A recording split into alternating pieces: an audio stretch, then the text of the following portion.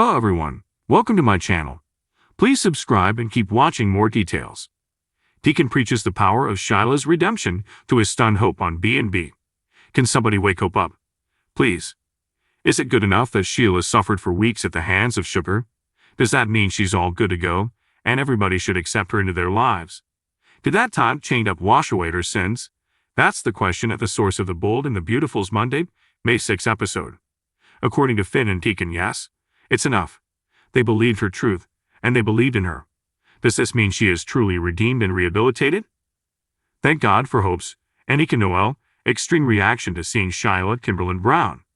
Deacon Sean Kanan and Finn, Tanner Novlin, smiled and reacted positively to Shiloh's presence.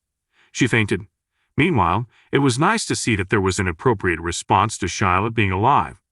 Although technically, we really don't know her thoughts because she couldn't get herself together long enough to put two words together.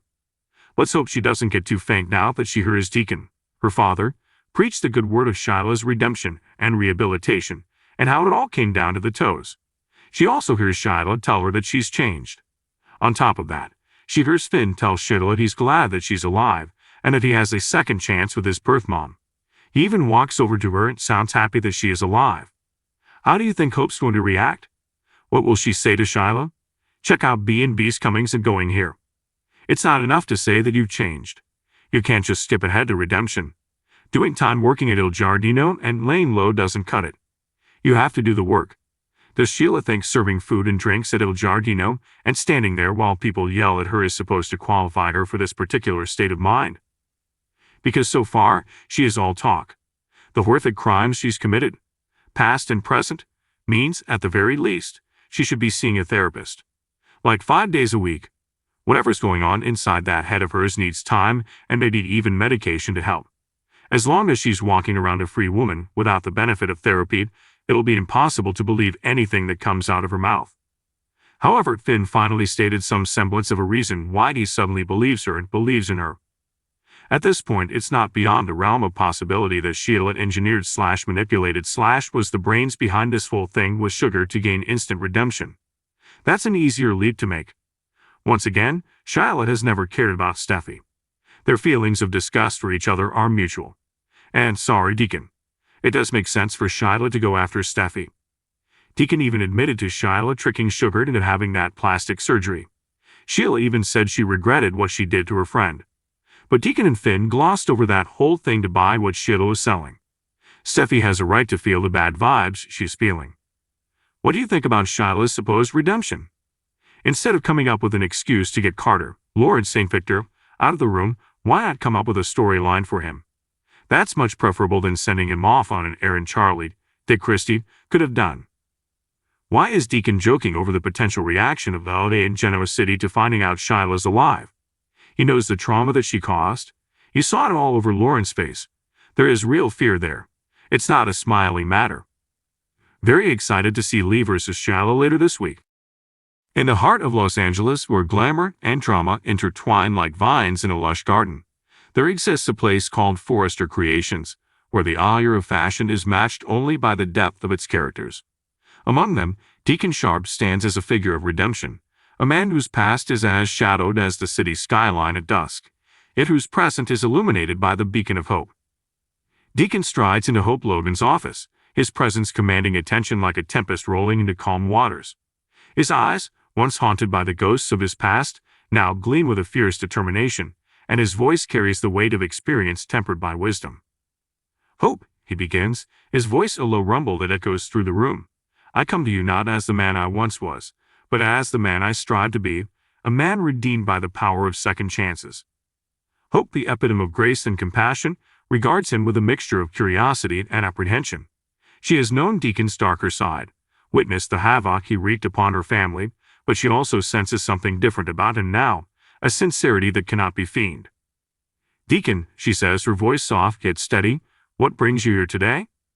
With a solemn nod, Deacon takes his seat opposite her, his gaze never wavering from hers. "I come to speak of Sheila Carter," he says, and at the mention of the name, Hope's demeanor stiffens imperceptibly. "Sheila," she repeats, the name a whispered prayer and a whispered curse all at once.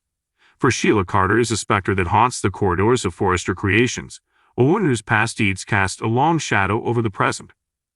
Yes, Shiloh, Deacon continues, undeterred by Hope's reaction. I know the pain she has caused, the lives she has shattered, but I also know something else. I know that redemption is possible, even for someone like her. Hope's brow furrows in confusion. Redemption, she echoes, disbelief coloring her tone. After everything she's done? Deacon nods, his expression grave yet unwavering. Yes, redemption, he affirms, because I have seen it with my own eyes, felt it in my own heart. Sheila may have walked a dark path, but she is capable of finding her way back into the light. Hope regards him skeptically, her doubts written plainly upon her face. And what makes you so sure of that? She asks, her voice tinged with skepticism. Because I was once lost, Hope, Deacon replies, his voice a gentle whisper that carries the weight of a lifetime of regrets. I was once consumed by darkness, blinded by my own selfish desires. But through the grace of those who believed in me, I found my way back. And if I can find redemption, then so can Shiloh. Hope listens in silence, her doubts slowly giving way to a flicker of something resembling hope. For in Deacon's words, she hears the echo of her own struggles, the longing for forgiveness and redemption that resides within every human heart. But what about all the pain she's caused? Hope asks, her voice trembling with emotion. How can we just forgive and forget? Deacon shakes his head, his gaze steady and unwavering. We don't forget, Hope, he says, his voice filled with quiet resolve. But we do forgive because holding on to anger and resentment only perpetuates the cycle of pain. True healing can only begin when we find it in our hearts to forgive, to let go of the past and embrace the possibility of a better future. Hope listens, her heart heavy with the weight of Deacon's words. For in his message of redemption, she hears the echo of her own inner struggle, the battle between holding on to anger and finding the courage to forgive. And what about Shiloh? She asks, her voice barely above a whisper. Do you really believe she is capable of change? Deacon nods, a small smile playing at the corners of his lips. I do, he says, his voice filled with quiet conviction. Because I've seen the spark of humanity within her, the flicker of remorse in her eyes. Sheila may have made mistakes, but she is not beyond redemption.